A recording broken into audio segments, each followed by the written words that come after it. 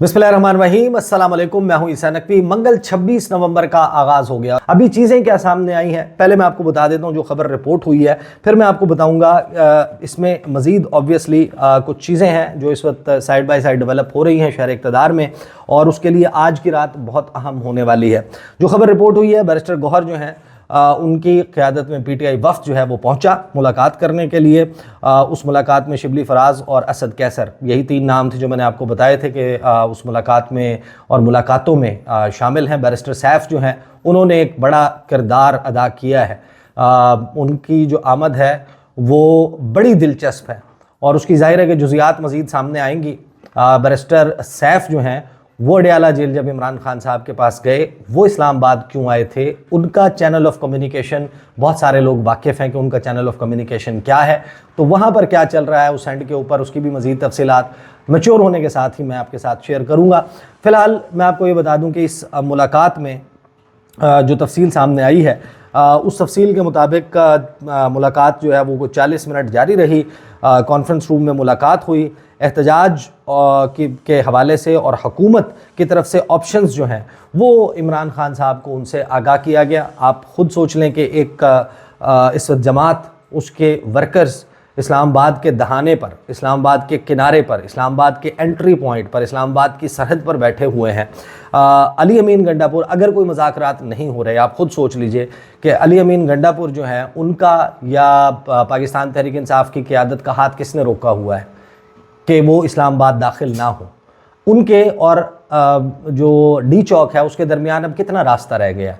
4 घंटे, 5 घंटे, 6 घंटे से तस्वीर आ रही हैं कि ये वो काफ़िला है जो इस वक्त इस्लामाबाद इंटरचेंज के ऊपर मोटरवे पर पेशावर से जो आने वाला रास्ता है वहाँ पहुँच चुका है। दूसरी तरफ जीटी रोड के ऊपर एक बहुत बड़ा काफ़िला पहुँच चुका है। उसी मकाम के ऊपर 3-4 रास्तों से लोग आकर रुके हुए हैं। वो क्यों इस्लामाबाद एंटर नहीं हो रहे? उनका किसी ने हाथ पकड़ा हुआ है, उनको किसी ने मना किया हुआ है कि आपने अटैम्प्ट नहीं करना। अटैम्प्ट करने में क्या होगा? आंसू गैस होगी, आंसू गैस तो पीछे भी थी। लाठीचार्ज होगा, लाठीचार्ज तो पीछे भी था। रोकने के लिए कोई और कोशिश की जाएगी, वो तो पहले भी हो रही थी। तो क्या टाइम क्यों स्पेंड किया जा रहा है? क्या इस वजह से टाइम स्पेंड किया जा रहा है कि हुकूमत अपनी मज़ीद तैयारी कर ले, बंदोबस्त कर ले, मज़ीद कुमक आ जाए, मज़ीद जो है वो नफरी बुला लें? जिन जगहों से ये काफ़िला गुजर आया, अब क्योंकि वहाँ नफरी की रिक्वायर्ड नहीं है तो वो किसी और रास्ते से नफरी को कहें कि आप इस्लामाबाद पहुँच जाएंगे, क्योंकि अब हमें इन्हें यहाँ पर दाखिले से रोकना है। वो जिस रैले के साथ आ रहे थे, जिस स्पीड के साथ आ रहे थे, वो क्रॉस ओवर करके आ सकते थे। अगर वो नहीं आ रहे आगे तो जाहिर है कि कहीं ना कहीं पार्टी की आदत ने उनको टेसिटली ये बात कही है कि आपने स्लो डाउन होना है। अभी इसके ऊपर बातचीत चल रही है, जब तक वो मैच्योर नहीं होती। तो उसमें हुकूमत की तरफ से ये कहा जा रहा है कि आप इस तमाम चीज़ को मैच्योर होने में और जो बैकडोर मुज़ाकरात हैं, इन मुज़ाकरात को सक्सेस करने होने के लिए, और एंड अगेन मैं आपको एक बात बताऊं कि इसमें ऑब्वियसली बहुत सारी ऐसी चीज़ें हैं जो शायद इसके अलावा भी होंगी, इससे बढ़कर भी होंगी, जिन जिन जिन तक जो है वो ज़ाहिर है कि इस वक्त मल्टीपल एंगल्स के ऊपर चीज़ें चल रही हैं, और जिन 2 से 3 लोगों के साथ मैं पाकिस्तान तहरीक इंसाफ में कम्युनिकेट कर रहा हूँ इस सारे मामले पर, ऑब्वियसली उन तक भी तमाम 100% इन्फॉर्मेशन तो नहीं पहुँच रही होगी, लेकिन to the best of my knowledge and my sources, जिनके ऊपर मैं रिलाई करता हूँ, उनकी उसकी बुनियाद पर मैं आपको बता रहा हूँ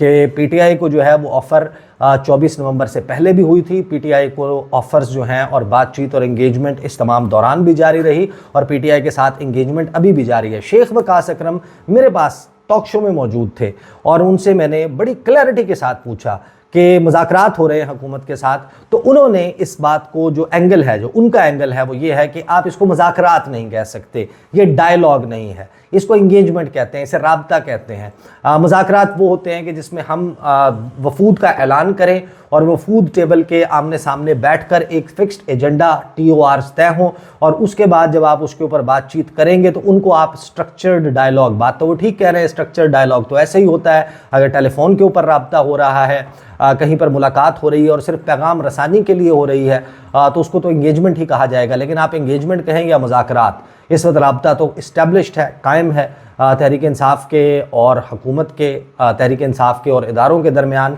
और वो इंगेजमेंट क्यों हो रही है? क्योंकि एक बहुत बड़ी तादाद में, एक ऐसी तादाद जिसको एक्सपेक्ट नहीं कर रही थी, कैलकुलेशन नहीं थी, ये अदाद शुमार नहीं जहन में रखे गए थे कि इतने लोग आ जाएंगे। जितनी बड़ी तादाद में आपके पास जो इमेजेस आ रहे हैं, जब आप उनको देखते हैं तो आपको अंदाज़ा है 50 से 60 हज़ार 70 हज़ार लोग, और फिर जब आप आप लोकल को शामिल कर लेंगे, पिंडी इस्लामाबाद का, या जो पीटीआई का क्लेम है कि 22 से 25 हज़ार लोग ऑलरेडी इस्लामाबाद दाखिल हुए थे इस धरने में शिरकत के लिए, और फिर पंजाब से आने वाले काफ़िले अगर वो ऐड ऑन हो जाते हैं, एक बहुत बड़ा क्राउड होगा, एक अनप्रेसिडेंटेड क्राउड होगा। इस्लामाबाद की तारीख में, पाकिस्तान की तारीख में इतना बड़ा क्राउड जो है वो अगर इकट्ठा हो जाए तो फिर ऑब्वियसली हुकूमत के लिए मसला बनता है। अब हुकूमत क्या कह रही है? हुकूमत ये कह रही है कि आप F9 पार्क पे, आप पेशावर मोड़ पर, आप परेड ग्राउंड में जगह ले लें, यहाँ पर आ जाएं, 2 दिन रुकें, जलसा करें, जलसा करके आप चले जाएं।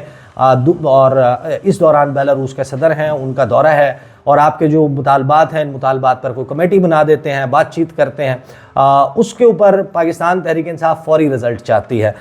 शेख वकास अकरम से मैंने पूछा अपने शो में कि आप एग्जैक्टली क्या, आप क्यों समझते हैं कि ये बहुत जल्दी हो सकता है, इसमें बातचीत होनी है? उन्होंने कहा देखें, पहले 2 मुतालबात जो हैं उनके ऊपर तो यकीनन बैठकर बात होने में टाइम लग सकता है, लेकिन जो इमरान खान की रिहाई है और दीगर जिनको वो कहते हैं कि हमारे जो असीरान हैं उसमें तमाम लोग शामिल हैं, उसमें 9 मई के फ़ौरन बाद गिरफ्तार होने वाले, उससे पहले गिरफ्तार होने वाले, और हालिया कुछ अरसे में गिरफ्तार होने वाले 4 अक्टूबर को और उससे पहले गिरफ्तार होने वाले लोग शामिल हैं।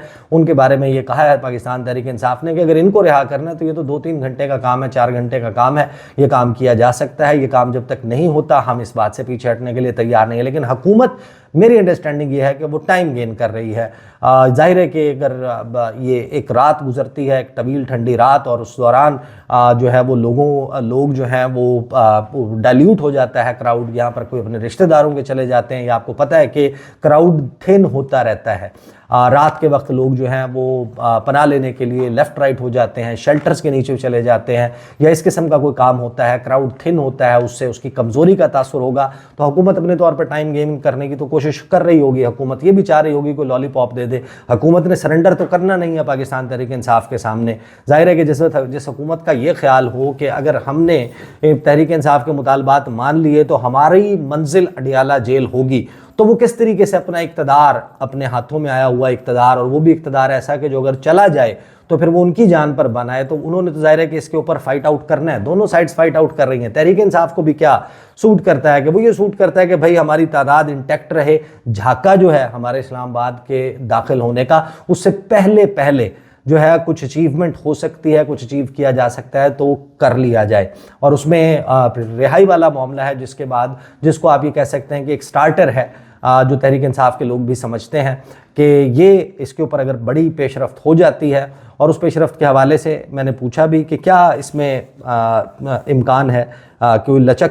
उन्होंने कहा कि इसके ऊपर तो पहले भी लचक का मुजाहरा तो नहीं किया गया था, लेकिन ऑफ़र दी गई थी, कहा गया था कि 20 दिन इंतज़ार कर लें, 20 दिन में चीज़ें मस्बत डायरेक्शन में चलना शुरू हो जाएंगी, जो हमारे लिए नाकाबिले कबूल है। अभी फौरी तौर के ऊपर पेशरफ्त का मतलब ये होगा कि हुकूमत हार गई, हुकूमत के सरेंडर करने का तासुर होगा, तो ज़ाहिर है कि हुकूमत को भी ये सूट नहीं करता।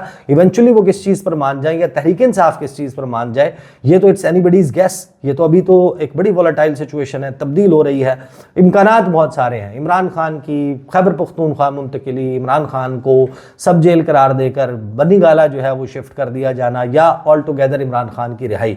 मुतालबा तो यही है तहरीक इंसाफ का कि इमरान खान को रिहा किया जाए, लेकिन इस वक्त ये सारी चीज़ें जो हैं वो ऑन द कार्ड्स हैं। Anything can happen.